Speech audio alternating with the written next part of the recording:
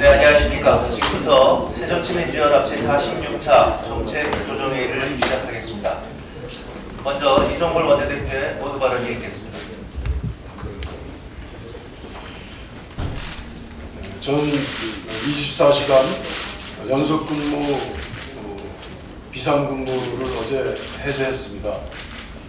7월 6일 국회가 모처럼 마련한 거부권 이후에 제의안을 부의하기로 결정했기 때문입니다. 오늘 그로 인한 기자간담회를 가지려고 했습니다.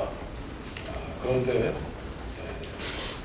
국회를 정상 가동시킨 하루 만에 또 정말 청와대의 조폭 정치가 다시 시작됐습니다. 국회 보이콧, 청와대발 보이콧이 또 실현되고 있습니다. 그래서 일단 작은 기자간담회도 연기하고 오늘 광범위한 이에 대한 대응 조치가 필요해서 정책조정회의로 다시 전환했습니다. 대통령과 대통령의 취임에 새누리당 친박 세력은 정말 언론이 말하는 조폭 정치의 진수를 보여주고 있습니다. 국회를 모욕하고 청와대 하청기구로 취급하는 행태에 저는 참담하기 그지 없습니다. 오늘 운영위에 참석하지 않겠다고 일방적으로 포고한 청와대 당청 간의 싸움이 국회로 번지고 있습니다. 대통령에게 윗보인 유승민 대표와 마주치기 싫다는 것으로 보이긴 합니다만, 그러나 집권여당의 대표는 운영 연기를 자신이 지시했다고 하면서 청와대 변명의 입장을 밝히고 있습니다. 운영위원장이고 한 원내대표가 왜 그랬는지 이해가 안 간다고 합니다. 실제 청와대의 팔꺾기에 의해서 여당이 영향을 받아서 그것도 청와대가 출석해야 하는 불출석과 함께 국회 운영위가 열리지 않은 것, 이것은 거의 유사일에 처음 있는 당대당이 의견이 맞지 않아서 상임위가 열리지 않고 또 운영위가 열리지 않았던 적은 간혹가다 있었습니다. 그러나 청와대 압력에 못 이겨서 청와대 발로 운영위가 파행된 것, 이것에 대해서 저는 심각한 국회 모독행위고 국회를 침해하는 행위가 청와대가 앞장서고 있다는 점에서 저희도 좌시할 수 없다는 점을 말씀드립니다. 새누리당이 6일로 예정된 국회법 개정안 제2판결에 불참하기로 하는 당론을 재확인했습니다. 입법부의 존재 이유를 부정하는 굴욕적인 결정입니다.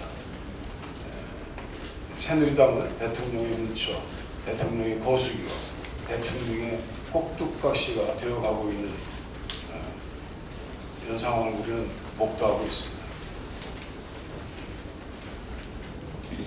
박근혜 대통령은 국회의원 시절에 현재의 국회법 개정안보다 더 강력한 국회법 개정안을 2차례나 발의했습니다.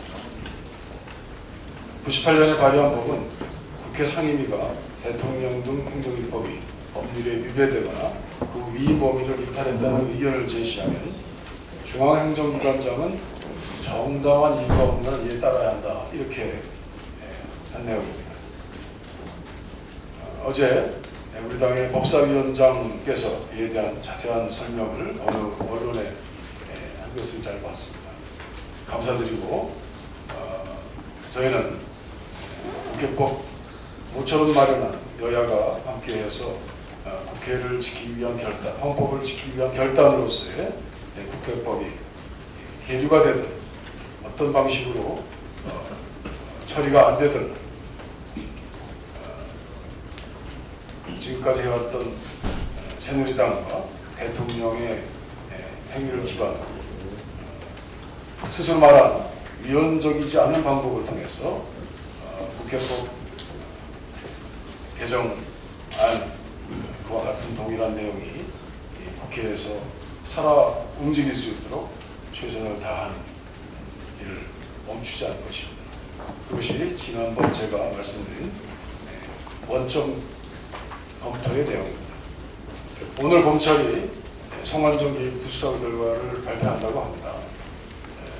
성완종 전 회장의 불법 대선자금 제공 의혹은 사실 무근으로 결론 지었다고도 합니다. 돈을 받은 의혹이 있는 실세들에게는 면죄부를 발급하고 돈을 줬다는 성완종 회장 측근들만 구속하고 수사를 끝내겠다는 것입니다. 세상에 돈 줬다는 사람은 죄가 있고 돈 받았다는 사람은 죄가 없는 거, 그런 것이 우리나라의 법이란 말입니까? 박근혜 시대에서나 볼 수 있는 무권유죄, 무권무죄입니다. 그대로 갈 수 없습니다. 그렇게 갈 수는 없습니다.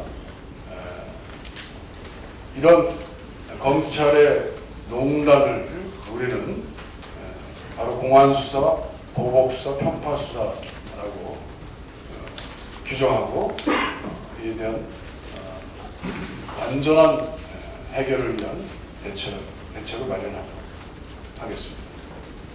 특검을 포함해서 상시특검에 부족한 점이 있다면 이를 개선을 통해서 검찰의 잘못된 정치검찰의 행태를 분명히 뿌리 뽑도록 하겠습니다. 이상입니다. 네, 다음은 강기정 정책위 의장의 발언이 있겠습니다. 박근혜 대통령의 국회법 거부 국권 행사는 국회법에 문제가 있어서가 아니라 순전히 배신의 정치를 응징하기 위한 수단으로 활용되고 있음이 점점 확실해지고 있습니다. 우선 25일 국무회의 석상에서의 발언의 부적절성을 넘어 어제는 메르스 추경을 논의한 자리에 최경환 부총리가 당에 직접 전화까지 해서 당정협의회 유승민 대표가 나오지 말 것을 사실상 지시하기도 하고 또 이미 합의된 운영위원회 결산 심사마저 진행하지 못하도록 한 청와대발 운영위 취소의 폭거까지 저지르고 있습니다. 당연히 국회법에 따라 선출된 운영위원장인 유승민 대표의 회의권마저 빼앗는 국회 모도구 상황을 직면하면서 단지 내년 총선을 향한 민주당 내의 권력투쟁의 문제를 넘어서서 입법부의 또 다른 구성원인 야당도 함께 모욕당하고 있습니다. 우선 국회의장은 이러한 청와대발 운영위 취소 등 국회 무시 상황에 대해서 응당 조치를 취하시길 바라고 유승민 대표는 6일에 있을 국회법 투표에 당당히 응해서 국회의 권위를 찾아 나서는데 앞장서야 할 것입니다. 왜냐하면 유승민 원내대표는 여당 대표로 계속해서 야당 이종걸 우리 원내대표와 신뢰의 손을 내밀며 국정을 논할 사람이기 때문입니다. 정부가 추경 편성을 결정한 날이 6월 25일이고 다음 주 월요일인 7월 6일에 국회에 제출한다고 합니다. 편성 결정에서부터 국회 제출까지 10여일밖에 안 걸린 졸속 추경입니다. 이런 졸속 추경을 7월 20일에 통과시켜달라는 것은 어불성설입니다. 지난 13년의 추경안이 통과되기까지 가장 짧게 20일이 걸렸고 2009년에는 30일이 걸렸습니다. 또 얼마나 급했으면 어제 정부는 구체적인 세출 사업을 하나도 확정하지 못한 채 당정 협의를 가졌다고 합니다. 시기와 규모만 못 받고 하는 추경이다 보니까 그 사업도 매우 부실한 걸로 확인되고 있습니다. 우리 전순옥 의원님께서 산자부를 통해서 받은 자료에 의하면 이번 추경이 메르스 추경이 아닌 부산 도로 추경이다. 부산의 석동과 소사 간의 도로를 예산에 집어 추경에 넣는 등 메르스와 감과 무관한 사업이 대거 편성된 것으로 속속 확인되고 있습니다. 정부는 추경안을 금요일에 국무회의를 통해서 확정 짓겠다고 하는데 아직 우리 야당은 사전 보고조차 받지 못하고 있습니다. 추경안이 국회에 넘어오면 꼼꼼히 철저히 심사하겠습니다. 우리 당은 근본 추경은 세입 보전 추경은 절대 안 된다. 내년 연례적인 세수 부족 대책으로 법인세 등 정상화에 대한 대책을 마련해라. 또 메르스 가뭄 맞춤형 추경으로 한정돼야 된다는 점을 여러 번 밝혀왔습니다. 오늘 오후에는 메르스 피해 단체장님들과 간담회를 열어서 피해 지원과 공공의료 체계 개선, 자영업자 지원에 대한 추경사업 제안을 청취하고 내일 정도 정부로부터 추경사업에 대한 보고를 받고 빠르면 내일쯤에 당내 협의를 거쳐서 우리 당의 추경에 대한 종합 생각을 밝히도록 하겠습니다. 우리나라 겨시경제정책 한 축을 담당하는 한국은행이 금융안정보고서를 30일 날 국회에 제출하면서 우리 금융이 결코 안전하지 않음을 경고하고 나섰습니다. 우리나라에 빚진 10가구 중 1가구는 자산보다 빚이 많고 번 돈의 절반 가까이를 빚 갚는 데 쓰고 있어 위기에 매우 취약한 위험 가구라고 그 보고서에는 보고하고 있습니다. 그들이 가지고 있는 위험 부채 비율이 전체 19%를 차지하면서 만약 금리가 2%만 오르고 집값이 10%만 떨어지면 그들의 위험 부채 비율이 30%까지 증가한다라고 경고하고 있습니다. 한국은행이 실시한 전문가 조사에서도 10명 중 8명이 3년 내에 금융위기가 올 것이라고 예견하고 있습니다. 지금 당장이라도 미국은 금리를 올릴 태세고 글로벌 디폴트로 비롯된 국제 금융시장이 요동치고 있는 상황에 우리 대통령과 정부만 괜찮다며 여유를 부리고 있습니다. 특히 한은이 가계부채의 폭등 후 저변에 박근혜 정부의 LTV, DTI 완화 정책이 있다고 꼭 집어서 이야기하고 있는데도 정부는 요지부동입니다. 더욱이 금융당국이 LTV, DTI 규제 정상화를 빼고 주택담보대출 심사 강화 조치 등을 통해서 가계부채 대책을 조만간에 발표하겠다고 하고 있는데 다시 말씀드리건대 시간도 그렇게 많지 않고 구사할 수 있는 정책의 폭도 그렇게 넓지 않는 상황에서 LTV, DTI 규제 정상화를 포함한 가계부채 대책을 수립하실 것을 다시 한번 간청드립니다. 이상입니다. 네, 다음은 이춘석 원내수석 부대표의 발언이 있겠습니다. 청와대가 국회법을 거부하더니 이전엔 결산 심사까지 거부했습니다. 내부 암투가 있다고 해서 정상적인 국회 절차까지 전복시키는 모습이 과연 제정상인지 묻고 싶습니다. 청와대는 김무성 대표가 연기를 요청해서 휴후 일정을 기다린다고 합니다. 3살짜리 어린아이도 못 믿을 말입니다. 언제부터 청와대가 여당 대표 말을 그렇게 잘 들었습니까? 저는 여야 협상의 당사자로서 그간의 과정을 잘 알고 있습니다. 국회에서 부르면 가야 하는 입장이라고 청와대가 겸손을 떨고 있지만 6월 심사를 7월 2일로 연기 요청한 것이 청와대였습니다. 청와대가 원해서 잡은 날짜였고 개의 시간만이 남은 쟁점이었습니다. 어제 협상 과정에서 우리는 개의 시간을 오전 10시에서 오후 2시로 양보했습니다. 하지만 청와대의 답변은 절대 나가지 않겠다는 일방적인 통보였습니다. 정당한 사유도 되지 못합니다. 하다못해 대통령 실장이 배가 아파서 못 나가겠다고 그런 말이라도 했으면 좋겠습니다. 우리는 못 나가니까 하든지 말든지 알아서 해라. 배째라. 정당한 사유 없이 결단 심사를 거부할 권력은 대체 누구에게 부여받았습니까? 국회가 청와대가 오고 싶으면 오고 가기 싫으면 안 가는 청남대 휴양지입니까? 작년에 청와대가 쓴 총 예산이 1,694억 원입니다. 하루에 4억 6천만 원씩을 쓰면서 한다는 일이 고작 특정인이 미워서 국회 결단 심사를 거부하겠다. 이렇게 얘기하는 게 청와대의 태도가 맞습니까? 야당의 인내심에 빨간불이 들어오고 있습니다. 공무원 연금에 대한 청와대의 비토, 국법에 대한 대통령의 제일 요구가 있던 이제는 아예 국회를 망가뜨리려 하고 있습니다. 대체 우리에게 어떤 대응을 원하는지 모르겠습니다. 이러고도 야당의 협조를 바라는 것은 너무 뻔뻔한 일이라고 생각합니다.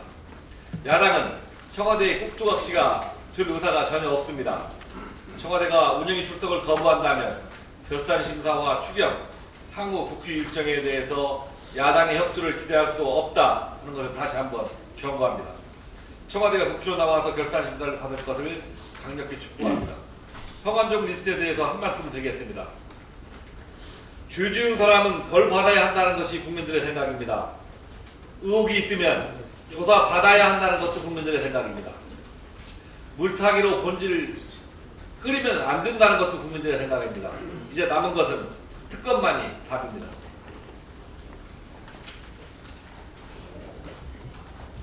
네, 다음은 최민희 의원의 발언이 있겠습니다. 오늘 눈에 띄는 칼럼 제목이 있습니다. 제목이 여왕과 공화국의 불화입니다. 이 칼럼의 결론을 읽어드릴게요.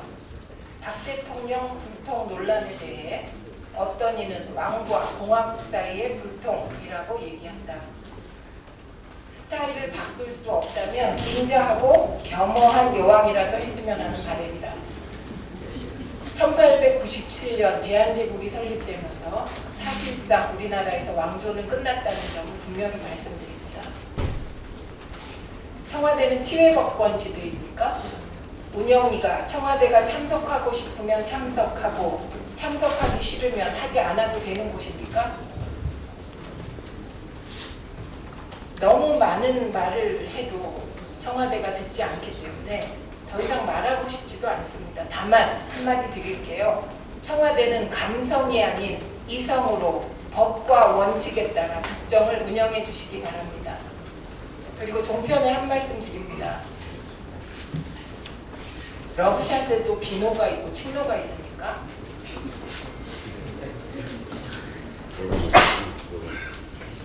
그리고 마지막으로 시청자 미디어 재단 관련해서 저희가 계속 지금 보고 있습니다. 이서구 이사장 낙하산으로도 모자라서 가장 핵심적인 자리인 운영지원실장에 청와대 전 행정관을 내려보내려고 하고 방통위가 거부하지 못한다고 합니다. 시청자 미디어 재단은 시청자 권익을 위해 봉사하는 곳입니다. 낙하산 도래지 정치 낭인들과 보수 세력에게 일자리 제공하는 곳이 아닙니다. 방통위원장님, 방통위원님들 지켜보고 있겠습니다. 이상입니다. 네, 다음은 백군기 의원의 발언이 있겠습니다.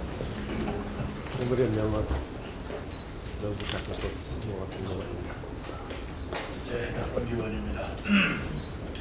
국방부가 입법 예고한 국방계획법 개정안에 대해서 말씀드리겠습니다.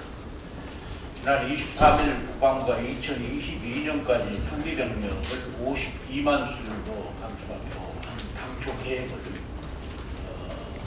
2030년도로 목표연도를 수정하는 데로 담는 국방계획법 개정안을 입법 예고해서 여론의 질타를 받고 있습니다. 상비병력 감축은 참여정부에서 최초로 계획을 발표한 이후 MB정부와 현 정부를 거치며 벌써 4번이나 수정을 거친 국방계획안의 핵심이라 할 수 있습니다. 대규모 병력 위주 군사력 운영에서 벗어나 기술 집합형 정예공으로 군의 체질 개설을 도모한 병력 감축안은 원래 2020년이 목표 연도였습니다. MB정부에서 병력 감축 목표 연도가 2022년으로 연기된 뒤 현 정부까지도 그 기조는 이어지고 있었습니다. 그런데 이제 와서 8년이나 늦춘 법 개정안을 입법 예고한 것입니다.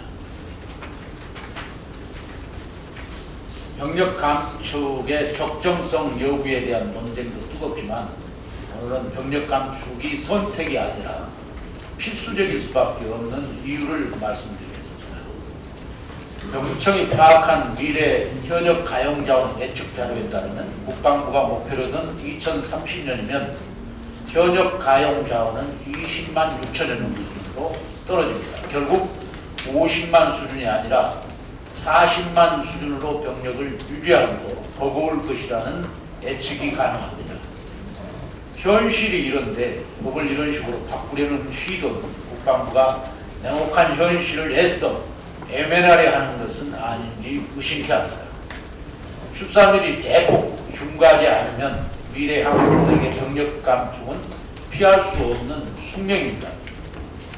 정부는 부사 간의 중장기 공자 인원을 증가시켜 고도의 전문기술이 요하는 전투지기를 중기본부자 이상으로 보직시키고 출산율 저하로 인한 의무 복무자 감소 추세에 철저히 대비해야 할 것입니다. 이상입니다.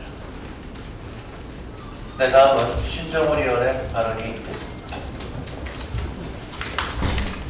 메르스 사태, 국회법 사태 묻혀버린 우리 농정연합에 대해서 한 가지 말씀드리겠습니다.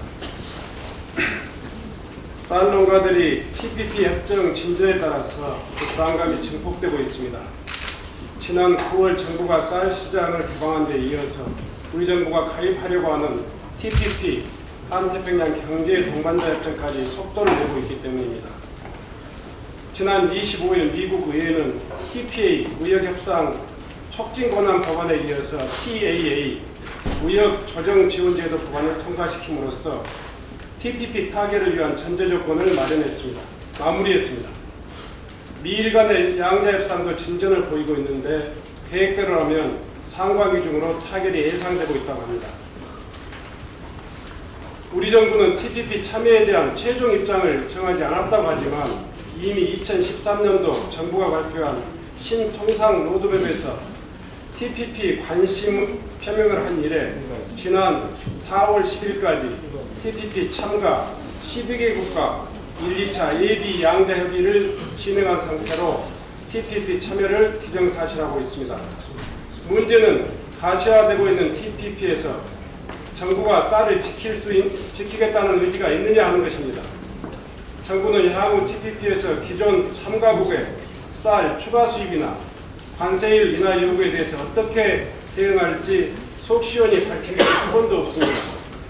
TPP 협정 가입의 특성상 기존 참가국들의 만장일치의 동의가 있어야 가입할 수 있는데 우리나라의 쌀 관세화에 이의를 제기하고 있는 미국, 호주, 베트남 등 3개국이 우리나라의 TPP 가입 조건으로 쌀 시장 관세 인하, 추가 수입 압박을 해올 것이 자명하기 때문입니다. 이처럼 TPP가 가시화됨에 따라서 정부가 TPP 입장료 명목으로 우리 쌀 시장마저 내려주지 않을까 하는 국민적 우려가 증폭되고 있습니다. 이런 우려를 불식시키기 위해서 미국이나 기타 기존 참가국이 쌀의 추가 수입이나 관세 인하를 끝까지 관철시키려고 할 경우 TPP 포기도 불사하겠다는 정부의 명시적인 약속이 있어야 합니다. 아울러서 정부가 그리고 여당은 쌀 관세율 변경 시 국회의 동의를 요하는 쌀 관세화 특별법과 무역이득 공제 등 개방에 대한 근본적인 대책을 통해서 쌀 시장을 지키라는 농민들의 요구에 응답해야 할 것입니다. 이상입니다. 네, 다음은 김성주 의원의 발언이 있겠습니다. 대통령의 국회법 개정안 거부권 행사로 전국은 메르스 국면에서 국회법 국면으로 전환하고 청와대와 여당은 제도 개선과 추경 논란으로 출구 전략을 세운 것 같습니다. 그동안 새정치연합은 메르스 대란의 진상규명은 메르스 특유에서 재발을 방지하기 위한 공공의료 강화는 보건복지 상임위에서 담당하는 투트랙 전략으로 임해왔습니다. 그러나 진상규명과 책임 추궁을 위한 증인 신청에 들어가야 되는 메르스 특위는 여당의 이유 없는 지연으로 이번 주 열리지도 못하고 있습니다. 또 재발 방지를 위한 제도 개선 방안, 특히 피해 의료기관의 손실 보호상과 감염병 전문 병원 건립은 정부의 무성의와 여당의 소극적 태도에 가로막혀 공전을 거듭하고 있습니다. 한편으로 정부에서 준비되는 추경은 메르스 관련 직접 지원 예산은 전체 10조 규모 중 2%에 불과한 2천억 정도 수준이어서 메르스 대응 추경과는 너무나 거리가 멉니다. 이것이 청와대 박근혜 대통령의 메르스 위기 탈출을 위한 정부 여당에게 도움을 줄지 모르나 메르스 극복과 재발 방지를 바라는 국민들의 기대와는 너무나 거리가 멉니다. 메르스라도 확실히 극복하고 제2 메르스 사태를 막는 것이 국회와 청와대에 부과된 첫 번째 의무입니다. 청와대는 정쟁을 거두고 여당은 청와대 하청 정치를 그만두고 민생에 매진하는 국회를 만들자고 다시 호소합니다. 이상입니다. 네, 다음은 김기준 의원의 발언이 있겠습니다. 우리 정부 측에 분명히 요구합니다. 정부는 구체적인 중재 내용을 공개하면 중재 결과에 영향을 미칠 수 있기 때문에 내용을 공개할 수 없다고 하고 있습니다. 만일 그것이 사실이더라도 최소한 중재 절차 회부 자체를 처음부터 회피하려고 노력했는지 여부는 분명히 밝혀야 합니다. 알려진 바에 따르면 론스타는 ISD 심리에서 스타타워와 극동빌딩 등의 매각 차익에 대한 한국 정부의 과세는 부당했음을 주장하고 있습니다. 한편으로 론스타는 국내 법원에서도 동일한 사유로 과세 불복 소송을 제기하여 현재 대법원의 판결을 기다리고 있는 상황입니다. 하지만 이번 ISD의 근거가 되는 한벨기에 간 투자보호협정 제8조 3항에 따르면 해외 투자자는 국내 법원에 소송을 제기할 권리를 포기한 경우에 한해 국제 중재를 요청할 수 있다고 되어 있습니다. 따라서 최소한 부동산 관련 과세 문제에 있어서 론스타는 ISD를 활용할 수가 없습니다. 그런데도 버젓이 워싱턴에서는 ISD가 진행되고 있습니다. 정부는 중재에 응하기 전에 이러한 협정 내용을 근거로 중재 각하를 요구했어야 합니다. 정부는 이러한 요구를 국제투자분쟁중재센터에 했었는지를 먼저 밝혀야 합니다.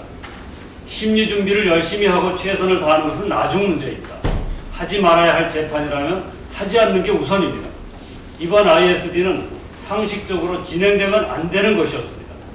만일 정부가 중재 각하를 요구하지 않았다면 말 못할 비밀이 숨겨져 있을 확률이 높습니다. 정부가 이런 의심을 받기 싫으면 떳떳이 공개를 해야 합니다. 이를 밝히는 것은 진행되고 있는 분쟁 중재 내용과는 전혀 상관이 없습니다. 이것은 중재 성립 요건에 관한 문제이기 때문에 중재 결과에 어떤 영향도 미치지 않습니다.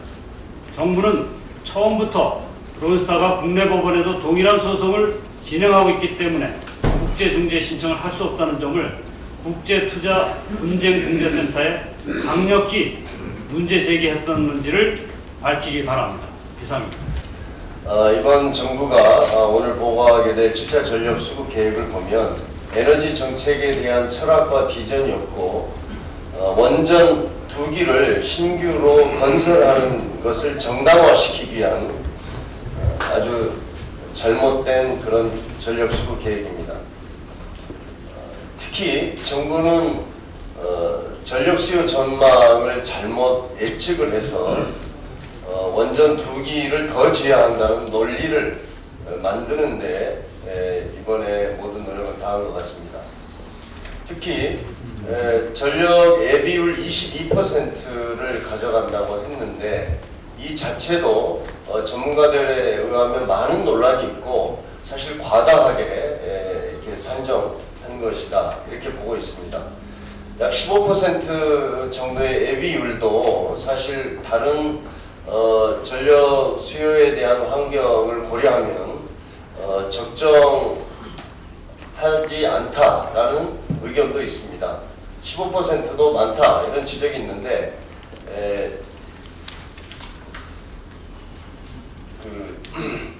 갑자기 전력 공급이 정지될 불확실성을 반영해서 7%를 더 추가한 것은 명백히 원전 건설을 위한 것으로밖에 해석이 되지 않습니다. 그리고 우리나라는 앞으로 신재생 에너지를 어떻게 할 것이냐 하는 문제와 더불어서 가장 중요한 것은 전력 수요를 제대로 예측하는 것입니다. 제6차 전력수급 계획에서는 경제성장률을 4%로 산정을 했는데 이것이 아주 과다한 그 예측으로 돼서 사실상 저희가 전력이 많이 남아돌게 됐습니다. 그런데 이번에는 7차 전력 수급 계획에서는 성장률을 3% 초반으로 예측을 하고 있습니다만은 이것도 우리 2029년까지 예측한 것은 너무나 낙관적으로 본 것이다 이렇게 보고 있습니다. 그리고 또 하나는 지금 전력 수요가 생산 부분에서는 오히려 증가하지 않거나 이렇게 정체 상태에 있습니다. 예를 들어서 제조 같은 경우 올해 0.43%밖에 늘지 않았습니다. 그런데 농업용은 9%가 늘었습니다. 지금 전력요금이 상대 가격으로 봤을 때 너무 싸기 때문에 농업 부분에서 사실 급격히 늘어나고 있고 또 가정용도 이 산업 제조업에 비해서 바닥에 늘어나고 있습니다. 이것은 우리가 가정에서 전열기 같은 것을 요즘에 많이 쓰고 특히 동절기에 요즘에는 피크타임이 생기는 이유가 바로 거기에 있습니다. 문제는 이렇게 수요 관리를 잘해서 지금 전력을 낭비하는 이 구조를 바꿔야 되는데 정부가 오히려 그것을 조장하고 있습니다. 그래서 이 앞으로 이 전력 수요도 산업 부분에서 보면은 1차 금속이나 영상 음향 이런 쪽은 마이너스 성장을 올해 기록했습니다. 그리고 석유화학 부분에도 과다하게 투자가 됐는데 이런 부분에도 지금 전력 수요가 앞으로는 늘어나지 않을 것으로 이렇게 예측을 하고 있습니다만은 이런 것들을 전부 다 제대로 반영하지 않고 앞으로 수요가 늘어날 것이다. 이런 어떤 예측하에 이번에 전력 수급 계획을 잡았는데 이것을 들여다보면 결국은 원전 투기를 더 짓기 위해서 모든 것을 합리화시키는 그런 수급 계획이다 이렇게 말씀드립니다. 이 내용이 상당히 방대하고 복잡하기 때문에 제가 오늘 보도 자료로 언론에는 배포하도록 하겠습니다. 이상입니다. 네, 다음은 강동원 의원의 발언이겠습니다. 네, 짧게 한 말씀 드리겠습니다. 박근혜 대통령은 새누리당 친박 의원들을 앞세워서 유승민 원내대표의 사퇴를 압박하고 국회 운영위를 보이콧하는 등 사실상 국회를 볼모로 정쟁을 일삼고 있습니다. 왜 박근혜 대통령과 새누리당은 자기들의 권력투쟁과 공천싸움에 국회와 국민들을 볼모로 삼습니까? 새누리당 친박의 벌떼 공격은 요한벌 지키기로 보입니다. 하지만 요한벌도 결국은 죽습니다. 요한벌이 죽는 이유는 여러 요인이 있지만 충성스러운 일벌들에 의해서 죽임을 당하는 경우가 많다는 것은 자연의 이치입니다. 요한벌을 살리려고 애쓰는 일벌들도 요한벌이 사실상 힘이 없고 살아날 가망성이 없다고 하면 자기 집으로 전부 돌아가 버립니다.